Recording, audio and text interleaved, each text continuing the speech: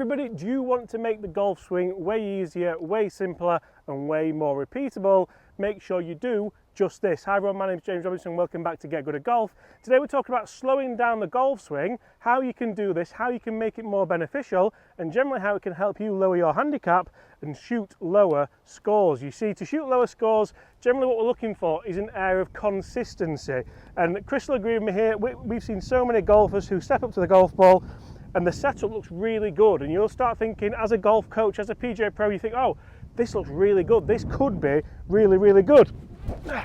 And then that's the move you see, and you think, actually, it's just like a lot of the other amateur golfers that struggle to hone down that speed and struggle to get a consistent strike. In order to get a consistent strike, we want to work on the rhythm, we want to work on a little bit more structure throughout the golf swing, and certainly a little bit better sequence. Now, sequence is a word that we use so often on this channel and so often in the golf fraternity that we want to make sure that we do it correctly. So how can I get a good sequence? So sequence can start on the backswing. So if I set myself up properly, guys, if you want to know how to set up to a golf ball, we've done quite a lot of videos on that. We'll put some of the link in the description, but make sure you check out Get Good at Golf for all of that. Also, guys, make sure you take a second just to subscribe right now, and then you will all of a sudden get good at golf as long as you listen to the videos. So once you set up correctly, we're going to have a certain sequence on the way back here, and we're going to take the club away with the forearms and the shoulders. You'll see the lower body doesn't move here until the club gets about parallel to the ground. As soon as the club's parallel to the ground,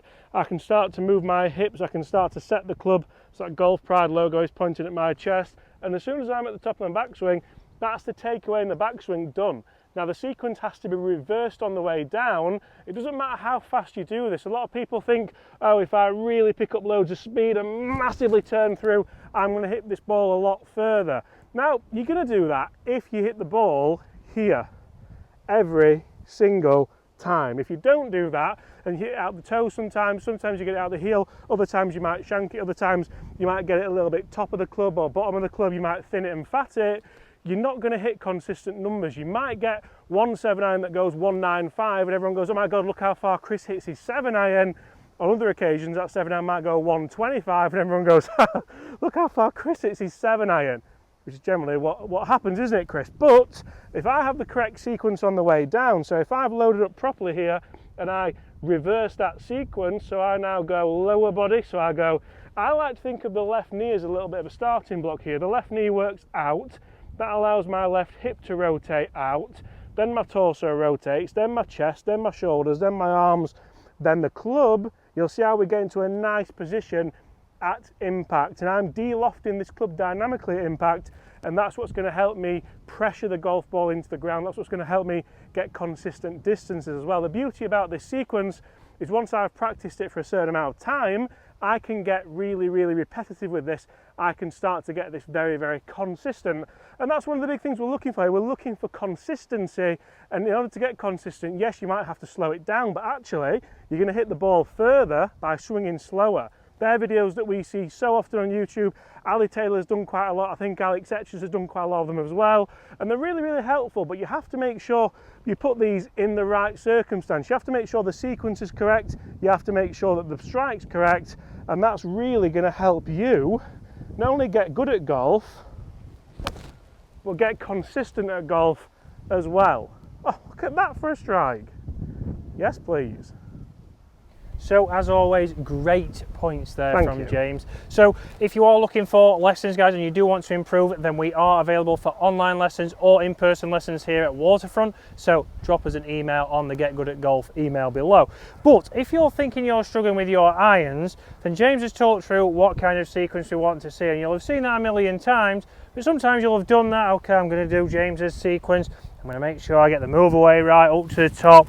I'm going to get down, and then you get into your finish, we lose a little bit of balance, we still finish like this, and how can I get feedback? I think, oh, do you know what, I've swung really smooth there, I've done exactly what James has said, I've swung slow, but I've still misstruck it, I've still not hit it exactly where I want, and that's because we haven't been able to give ourselves feedback. So we've then got to work out why we've mishit it, and that's what I want to talk about now. So obviously when we hit a golf shot, there is one place where we can take feedback from, and that is your finish position. And a lot of people, you'll go for lessons and they'll tell you, right, we want to see that in your finish, belt buckle and chest are towards the target. We're in this, right foot off the ground. And yes, that's what we like to see. You'll see, if you watch golfers on TV, it's very rare that you see Dustin Johnson hit a golf shot and finish like we see, hands on the hips, looking forward, club resting over the shoulder. We just don't see that, and that's why they strike it so consistently, like James mentioned. So what we want to see in your finish is, obviously, yes, we are turned towards our target, but you also see I've still got a little bit of angle in my body. So from down the line here, we've got our angles, we've got our setup, we've got to the top of the swing, we're still in those angles. As I work down, you'll see I'm still in those angles, into impact, still have some bend from the waist, and then through for the finish, I should still have an angle with my spine. I'm not stood up tall and I'm not stood over this way. Again, a lot of times we see people hit shots, they'll get through to the finish and they're over here. Oh, come on, stop fading, and we're guiding that ball. We're trying to talk to the golf ball, and James has already mentioned to me he doesn't want to lose a limited edition lollipop. We keep losing these. I don't like it. But yeah, on the demonstrations we try and do, we are losing more golf balls than we have. So we need to think about that. So what we then want to do is, like James says, we want to swing in balance. So I want you to swing as fast as you possibly can, but to be able to hold your finish position. So I can stand here and I can swing like that. Yes, that might be swinging at over 100 miles an hour.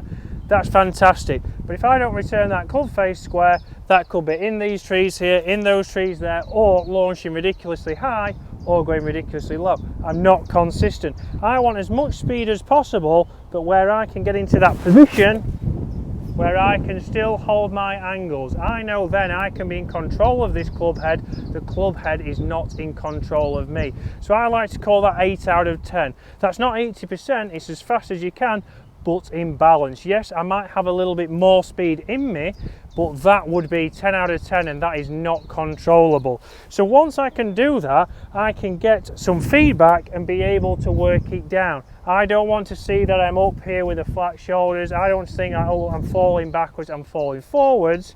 And again, a lot of that comes from your setup to start with. So if you've done all the points that we're talking about, okay, I've done James's points of all my backswing, my downswing, and I've done Chris's things where, yeah, I'm trying to hold my finish position, but we're still not able to hold your balance. Yes, I'm swinging 8 out of 10, I still can't hold my balance. Then that means we need to take it back to what we start with, and that's setup. Have we got a nice bend from the waist? Have we got a good solid grounding on the ground? Are we not obviously in the toes or in the heels? Are my arms underneath my shoulders? Again, plenty of setup videos on the channel for you to watch. Once I'm in that strong position, I should be able to do exactly what we've talked about. If my setup is good to start with, I should then be able to go, yeah, I can go through James's points, I can get my takeaway, I can load it up to the top, I can bring it down into delivery, I can turn through, and like Chris says, I've kept my angles, and I should start to see some consistent ball flights. So I should be able to get in here, get a nice solid position, and then from there be able to hold my finish and get that ball starting on line.